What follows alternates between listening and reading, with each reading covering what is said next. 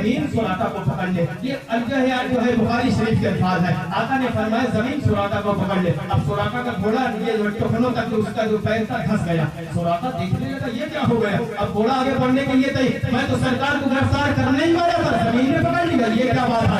کہنے لگا حضور معاف کر دیجیے, اب ایسی غلطی نہیں کروں گا. آقا نے کہا اے زمین سراقہ کو چھوڑ دے. سراقہ کو چھوڑا. اب تھوڑی دیر وہ گیا تھا, پھر واپس پلٹ کے آیا, حضور نے پھر حملہ کیا. سرکار نے کہا اے زمین سراقہ کو پکڑ لے. پھر زمین نے پکڑا 3 مرتبہ. وہ یہی دیکھ رہا تھا کہ یہ معاملہ کیا ہے. اب سراقہ کو جب تیسری مرتبہ اللہ کے رسول نے کہا سراقہ کو پکڑ لے, تو اس کا گھوڑا کمر تک پھنس گیا تھا, کمر تک. حضرت پیارے آقا نے فرمایا زمین سراقہ کو چھوڑ دے. سراقہ کو چھوڑا گیا. سراقہ نے کہا بھی یا رسول اللہ کلمہ پڑھا دیجیے اور مسلمان کر لیجیے. اس لیے کہ میں نے بہت سنا تھا آپ ایسے ہیں, آپ ویسے ہیں, لیکن میں نے سنا نہیں, آج اپنی آنکھوں سے میں نے دیکھ لیا ہے کہ آپ کا حکم زمین پہ بھی چلتا ہے, آپ کا حکم آسمان پہ بھی چلتا ہے. اگر زمین پہ نہ چلتا آتا تو یہ زمین مجھے پکڑتی کیسے. میں نے اپنی نظروں سے دیکھا, کلمہ پڑھ کر مسلمان ہو گئے. تو میرے نبی نے فرمایا سراقہ میں تیرے ہاتھ میں سونے کا کنگن دیکھ رہا ہوں, سونے کا کنگن دیکھ رہا ہوں, اور تمہیں سونے کا کنگن پہنایا جائے گا.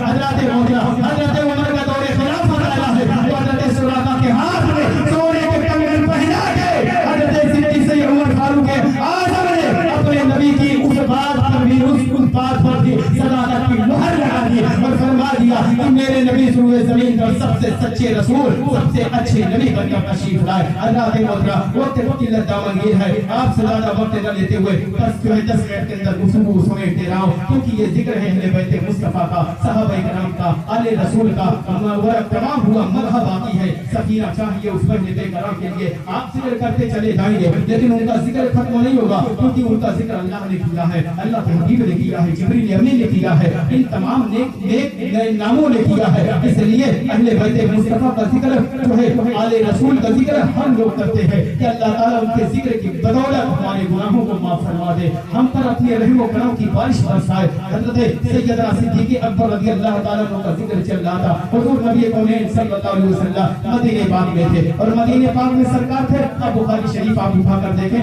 حضور اپنے ساتھ اپنے پیارے صحابہ سیدنا صدیق اکبر, حضرت عمر فاروق اعظم, حضرت عثمان ذو النورین کو لے کر وہاں کے پہاڑ پر چڑھے. وہاں کے پہاڑ پہ سرکار ساتھ میں گئے تو پہاڑ ہلنے لگا, ایسے ہل رہا تھا. سرکار دو عالم نے فرمایا اسکول ٹھہر جا, کیوں ہل رہا ہے.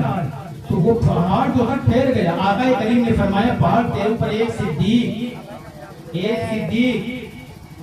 اور ایک نبی دو شہید موجود ہیں. آج بھی بخاری شریف میں یہ الفاظ موجود ہیں. آقا کریم نے سیدنا صدیق اکبر کو صدیق کہا ہے, اور میرے مصطفیٰ نے حضرت عثمان کو حضرت عمر فاروق اعظم کو شہید کہا ہے, کہ تیرے اوپر 2 شہید, ایک صدیق ایک